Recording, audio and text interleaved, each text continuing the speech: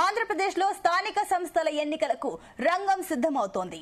స్థానిక సంస్థల ఎన్నికలు 3 నెలల ముందుగా 2026 జనవరిలో నిర్వహించేందుకు రాష్ట్ర ఎన్నికల సంఘం సన్నాహాలు చేస్తోంది. 5 ఏళ్ల పదవీ కాలం ముగియడానికి 3 నెలల ముందుగానే ఎన్నికల నిర్వహణకు చట్టంలో ఉన్న వెసులుబాట్ల మేరకు ఏర్పాట్లు చేయాలని నిర్ణయించింది.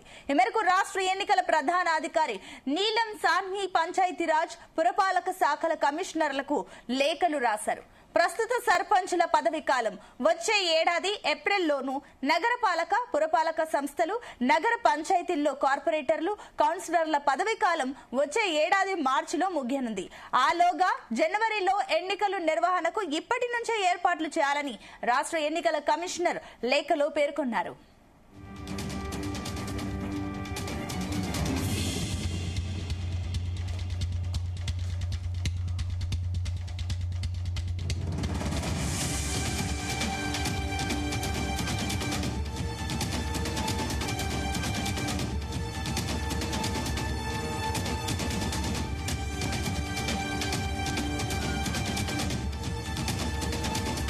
ఆంధ్రప్రదేశ్లో స్థానిక సంస్థల ఎన్నికలకు రంగం సిద్ధమవుతుంది. స్థానిక సంస్థల ఎన్నికలు 3 నెలల ముందుగా 2026 జనవరిలో నిర్వహించేందుకు రాష్ట్ర ఎన్నికల సంఘం సన్నాహాలు చేస్తోంది. 5 ఏళ్ల పదవీ కాలం ముగియడానికి 3 నెలల ముందుగా ఎన్నికల నిర్వహణకు చట్టంలో ఉన్న వెసులుబాట్ల మేరకు ఏర్పాట్లు చేయాలని నిర్ణయించింది. ఈ మేరకు రాష్ట్ర ఎన్నికల ప్రధాన అధికారి నీలం సాహ్ని పంచాయతీరాజ్ పురపాలక శాఖల కమిషనర్లకు లేఖలు రాశారు. ప్రస్తుత సర్పంచుల పదవీ కాలం వచ్చే ఏడాది ఏప్రిల్లోనూ నగరపాలక పురపాలక సంస్థలు నగర పంచాయతీల్లో కార్పొరేటర్లు కౌన్సిలర్లు పదవీ కాలం వచ్చే ఏడాది మార్చిలో ముగియనుంది. ఆలోగానే జనవరిలో ఎన్నికల నిర్వహణకు ఇప్పటి నుంచే ఏర్పాట్లు చేయాలని రాష్ట్ర ఎన్నికల కమిషనర్ లేఖలో పేర్కొన్నారు. రైట్, ఇదే అంశానికి సంబంధించి మరిన్ని డీటెయిల్స్ మా కరెస్పాండెంట్ నాగేశ్వరరావు అందిస్తారు. Nageswararao, good morning. ఇక ఏదైతే ఏపీలో ఈ లోకల్ బాడీ ఎన్నికలకు సంబంధించి 3 నెలలకు ముందుగానే అటు రంగం సిద్ధమవుతున్నట్లు తెలుస్తుంది. ఏంటి దీనికి సంబంధించిన డీటెయిల్స్? సంగీత, గుడ్ మార్నింగ్. ఆంధ్రప్రదేశ్ రాష్ట్రానికి సంబంధించి ఎన్నికల నగారా మోగిందని చెప్పుకోవచ్చు. ముఖ్యంగా ఏదైతే పల్లెల్లో గాని పట్టణాలకు సంబంధించి గాని ఎన్నికలలో ఒక రాష్ట్రం కీలక భాగస్వామ్యం వహించిద్దని చెప్పుకోవాలి. ముఖ్యంగా పట్టణాల్లో పల్లెల్లో జరిగే ఎన్నికల్లో గెలిచిన వ్యక్తులే ఒక రకంగా రాష్ట్ర అభివృద్ధి చూపియాలన్నా రాష్ట్ర అభివృద్ధి కుంటుపడాలన్నా వీరిద్దరే ప్రధాన భాగస్వామ్యం పోషిస్తారని చెప్పుకోవచ్చు. అలాంటిది ఆంధ్రప్రదేశ్ ఎన్నికల్లో 2024లో జరిగిన ఎన్నికల్లో వైఎస్ఆర్సీపీ ప్రభుత్వం ఘోర ఓటమిని చవిచూడటం, ఆంధ్రప్రదేశ్ లో నూతనంగా ఆ కూటమి ప్రభుత్వం బీజేపీ జనసేన టీడీపీ ముగ్గురు కలిసి అధికారంలోకి రావటం, అధికారంలోకి వచ్చిన రోజు దగ్గర నుంచి ఏదైతే వైఎస్ఆర్సీపీ పార్టీకి సంబంధించిన ఆ సర్పంచులు అక్కడ ఏదైతే పెత్తనం చలాయిస్తున్న పరిస్థితి ఉంది, వాళ్ళదే అధికారం చలాయిస్తున్న పరిస్థితి ఉంది. అయితే వారికి సంబంధించి కొంత మేరకు రాష్ట్ర వ్యాప్తంగా కూడా బిల్లులు రిలీజ్ చేయకుండా ఇటు పక్క టీడీపీ నాయకులు ఒత్తిడి చేయటం, మరో పక్క వైఎస్ఆర్సీపీ పార్టీకి సంబంధించిన సర్పంచులు ప్రతి ఒక్క బిల్లుకు సంబంధించి తాము పెట్టాలని చూస్తుంటే టీడీపీ వాళ్ళు అడ్డుదొగుతారంటూ మొత్తంగా చూసుకుంటే పంచాయతీల్లో కొంత మేరకు అభివృద్ధి కుంటుపడిందనే చెప్పుకోవాలి. అయితే రాష్ట్రంలో మరో పక్క మున్సిపాలిటీలకు సంబంధించి ఇప్పటికే మున్సిపాలిటీలకు సంబంధించి మనం చూసుకుంటే ఆంధ్రప్రదేశ్ లో దాదాపుగా మున్సిపాలిటీలు మొత్తం కూడా పెద్ద మున్సిపాలిటీ గ్రేడ్ 1 గ్రేడ్ 2 మున్సిపాలిటీలు మొత్తం కూడా టీడీపీ కైవసం చేసుకుంది. ఏదైతే ఎన్డీఏ కూటమి 2024 ఎన్నికల్లో అధికారంలోకి వచ్చిన తర్వాత ఆంధ్రప్రదేశ్ లో మొత్తం గ్రేడ్ 1 గ్రేడ్ 2 కు సంబంధించిన మున్సిపాలిటీలు మొత్తం కూడా వైఎస్ఆర్సీపీ పార్టీకి సంబంధించిన నాయకులు మొత్తం కూడా టీడీపీలో చేరిన పరిస్థితి ఉంది.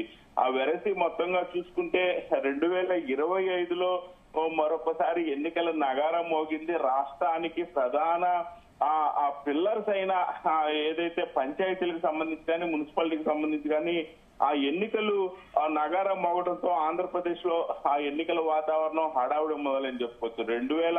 2026 జనవరిలో ఖచ్చితంగా నోటిఫికేషన్ ఇచ్చే అవకాశం ఉందంటూ కూడా రాష్ట్ర ఎన్నికల అధికారి నీలం సాహ్ని ఈ మేరకు పట్టణ పురపాలక శాఖ కమిషనర్ కు అలాగే పంచాయతీ రాజు కమిషనర్ కి ఇద్దరు కూడా ఆ లేఖ రాసిన పరిస్థితి ఉంది. ఖచ్చితంగా జనవరిలో ఆ 3-4 నెలల ముందే ఆ ఎన్నికలు నిర్వహించే అవకాశాలు ఉన్నాయి కాబట్టి ఖచ్చితంగా అందరూ రెడీగా ఉండాలి, ఆ ఏర్పాట్లు చేసుకోవాలంటూ కూడా ఆ నీలం సాహ్ని ఇద్దరు కమిషనర్లకు ఆ లేఖలు రాసిన పరిస్థితి అయితే ఉంది. అలాగే ముఖ్యంగా రాష్ట్రంలో ప్రధానంగా చూసుకుంటే ప్రతి ఒక్క పంచాయతీలో కూడా అభివృద్ధికి నోచుకోలేదు, నిధులు లేవు, ఆర్థిక సంఘం నిధులు రాలేదు అనుకుంటున్న నేపథ్యంలో 2 రోజుల క్రితమే ఆ రాష్ట్ర పంచాయతీరాజ్ కమిషనరు ఆ శాఖ మంత్రి పవన్ కళ్యాణ్ తో కొంతమేరకు చర్చలు జరిపి ఆర్థిక సంఘం నిధులు రిలీజ్ చేశారు.